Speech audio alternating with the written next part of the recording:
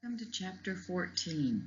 We're talking about older adults this week, and I imagine most of you have somebody in your life, a parent or a grandparent, maybe even a great-grandparent, who is an older adult, so you'll be able to identify with many of these things that you're going to be learning about.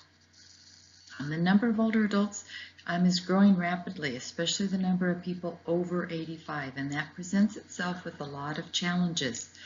They say that it's likely to increase nearly 500% between 2000 and 2050. So that's going to even include some of you.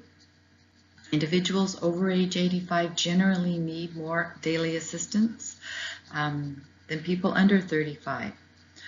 Older women outnumber older men in all ethnic groups in the United States. In fact, they say that us women should marry a man 7 years younger, and then we would live about the same age.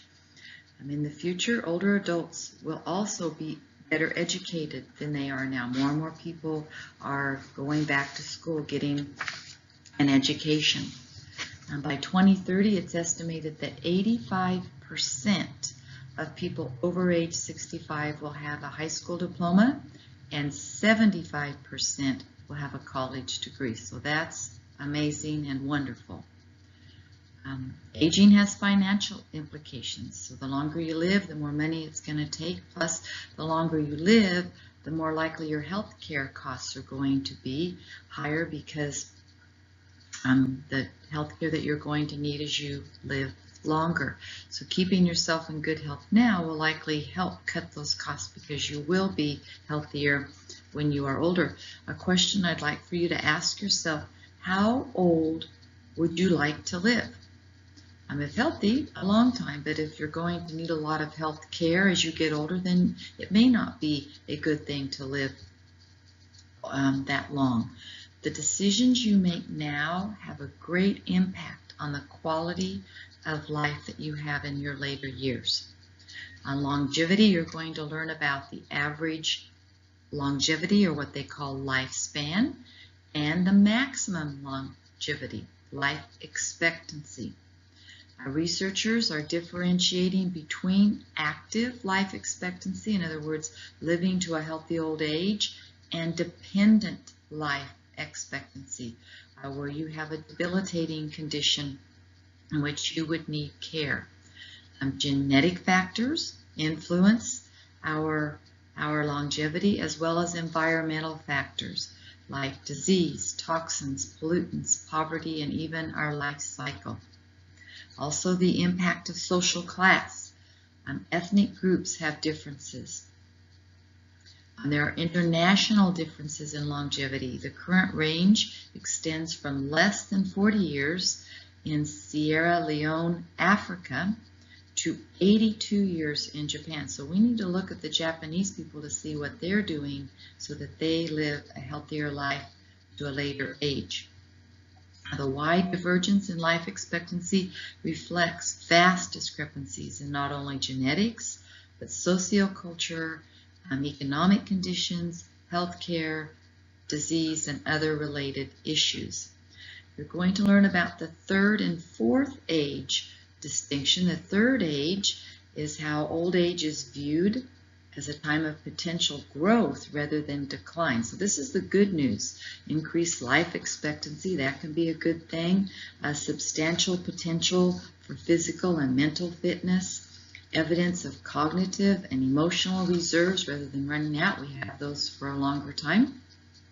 High levels of emotional and personal well-being, and effective strategies to master those gains and losses of later life. The fourth age then refers to the oldest old who are at limited functional capacity. So this is the bad news. A major focus is on choice of housing. Where are these people going to live, and what are their costs? Sizable losses in cognitive potential and ability to learn. Increases in negative effects of chronic stress, high prevalence of dementia, frailty, and multiple chronic conditions. And then problems of that quality of life and dying with dignity. There's different theories of aging, the biological theories, the metabolic theories. It's our cell metabolism. So there's different cellular theories, programmed cell death theories, some psychological theories you're going to learn about in this chapter. The risk of cardiovascular disease increases with age and are affected by our lifestyle. Normal changes in the cardiovascular system includes a buildup of fat deposits in the heart and arteries, atherosclerosis, decreasing the amount of blood that's going to pump through the heart, declining heart muscle tissue, stiffening of the arteries, stroke and cerebral vascular accidents, TIAs, transient ischemic attacks, involve an interruption of the blood flow to the brain and are often an early warning sign of stroke. So we need to be aware of those things so we can catch those early warnings. Numerous small cerebral vascular accidents can result in a disease termed vascular dementia. There are some normal changes in respiratory function, but there are some things that we don't consider normal. The most common form of incapacitating respiratory disease among adults is COPD. You probably have heard that. That stands for chronic obstructive pulmonary disease. Can be extremely debilitating, resulting in depression, anxiety, and the need to be on continual oxygen. Growing older brings many changes in our senses, vision, hearing, taste. The chapter covers those. Chronic diseases such as diabetes, cancer, lifestyle health issues, including sleep, nutrition. We need to continue to have a well-balanced diet, and if we do that, maybe we won't need vitamin or mineral supplements. This chapter also covers cognitive processes of aging, information processes. In other words, how easy is it for us to process things? On easy tasks, there may not be many differences, but on hard tasks, younger adults do better on those. For the main concern for older adults, it's the speed of processing. It just takes them longer to process. Their working memory involves the processes and structures involved in holding information in our minds and simultaneously using it to solve a problem. Memory, often age, is thought of as beginning to have poor memories. There's explicit, the deliberate and conscious remembering of information that is learned and remembered at a specific time. There's implicit memory, the unconscious remembering of information learned at an earlier time. The second area of memory research concerns autobiographical memory.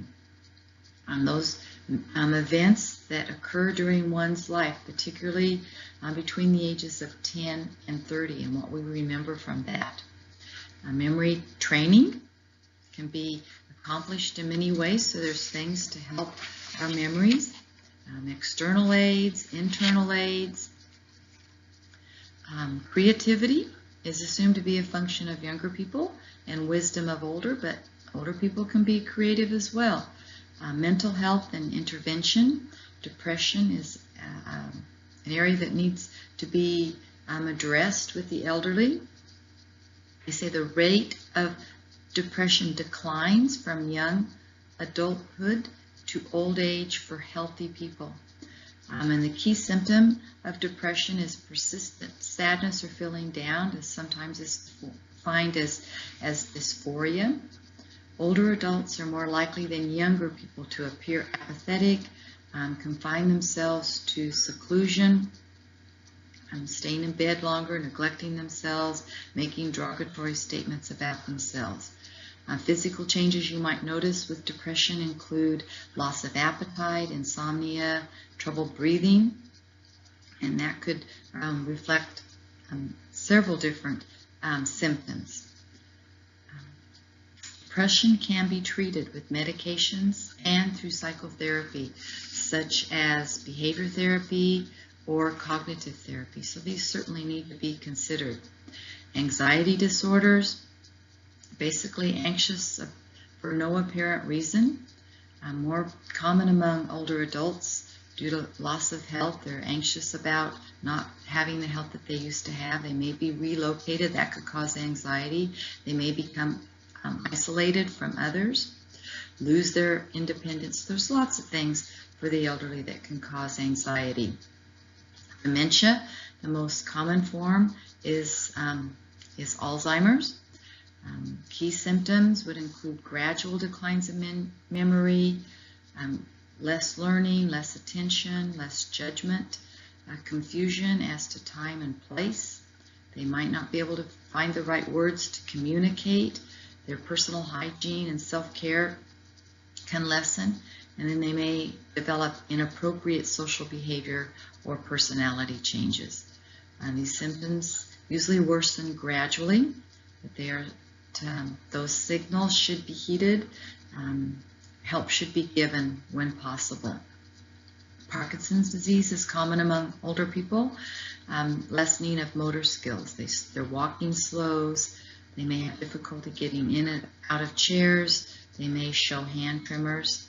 And then the last issue that this chapter talks about is chronic traumatic encephalopathy.